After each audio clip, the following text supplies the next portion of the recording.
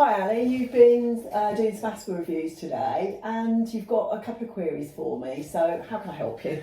So today I thought I'd just ask you a couple of questions about some of the patients I saw. Okay. And maybe you could just help me with maybe what I could do in those situations for some of these patients. Yeah, perfect. So one of them was a lady who has query asthma, Okay. but her only symptom that she has is at night time she has a bit of a wheeze when sleeping. Now this was picked up by her daughter, and having had a chat with her, I did her FENO as well, everything all came back normal. So she doesn't have any triggers. She's very fit and healthy. Never in the past has suffered with any asthma symptoms, but her daughter's got asthma. No family history of asthma. She, other than from her husband's side, so her husband's got asthma.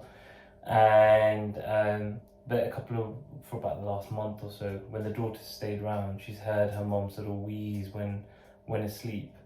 So I know wheezing is a bit generic. But did you ask her what she meant by that?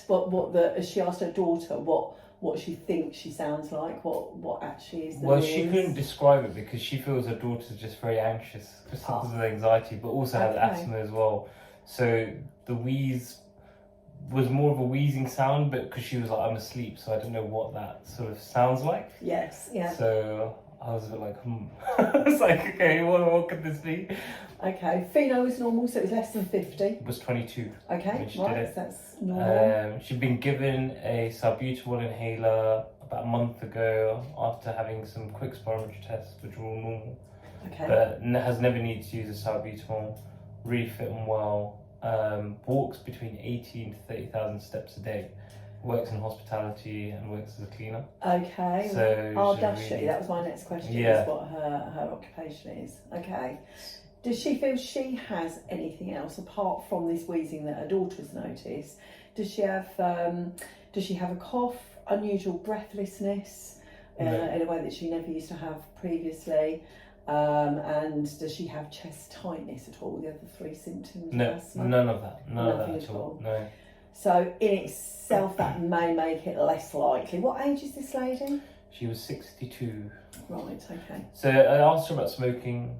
She had smoked about 30 years ago for about 7 years, 15 to 20 cigarettes over a 7-year period.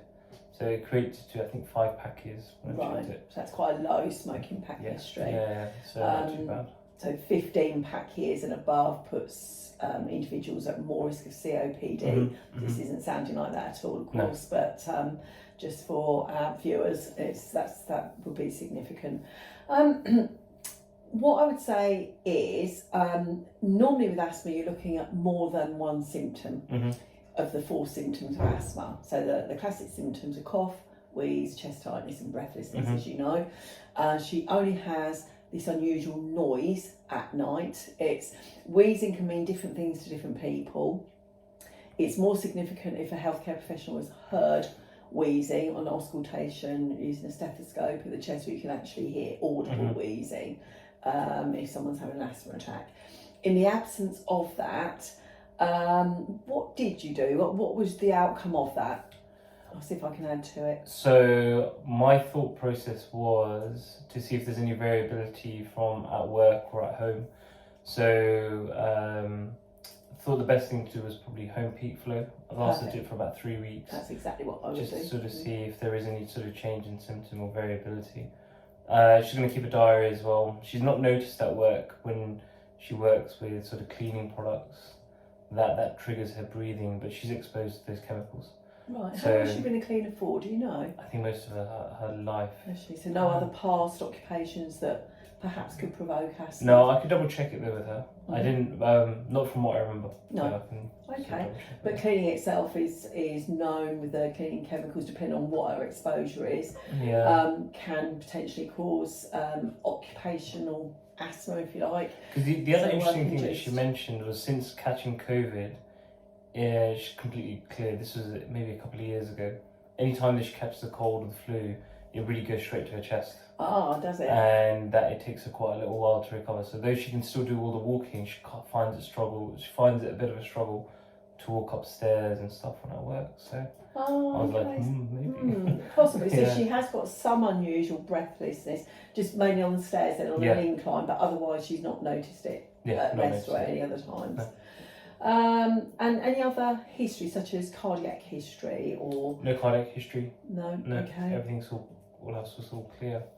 I would say you've done exactly the right thing. I would have done the same. It's obviously on the day, I could probably do reversibility testing, but actually serial peak flows are a really good thing to do because they, for the benefit of yourselves at home, serial peak flows are asking the patient to do peak flows, the best of 3 blows documented in the morning, around about 8 o'clock in the morning, and again about 4 or 5 o'clock in the afternoon.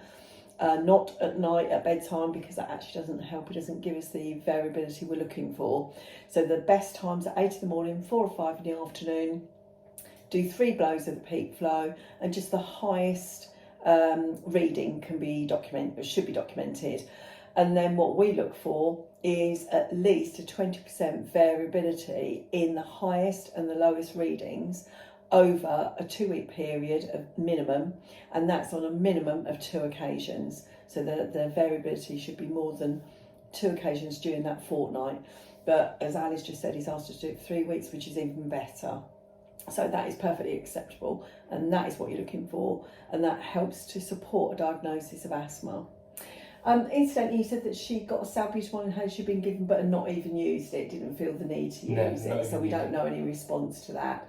That also is helpful. And with regard to symptoms, alongside the peak flow readings, asking patients just to document any symptoms they have during the day. So if they sort of think back over the day, or document at the time if they're having cough, wheeze, chest tightness, unusual breathlessness, and what they were doing at the time can be really useful. Were they at work or were they at home?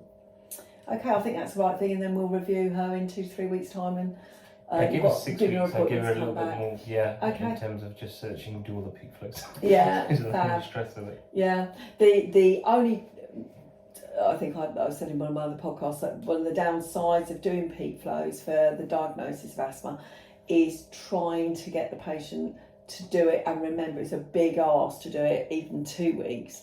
You ought to have a go at home. It really is quite difficult. If you've got access to a peak flow meter and trying to document it morning and afternoon every day for 14 days is quite a big ask of anybody. And certainly if we suspect occupational asthma, which is a slightly different thing, we generally ask for 4 times daily for 4 weeks. And it's just acknowledging this is a really big ask of patients.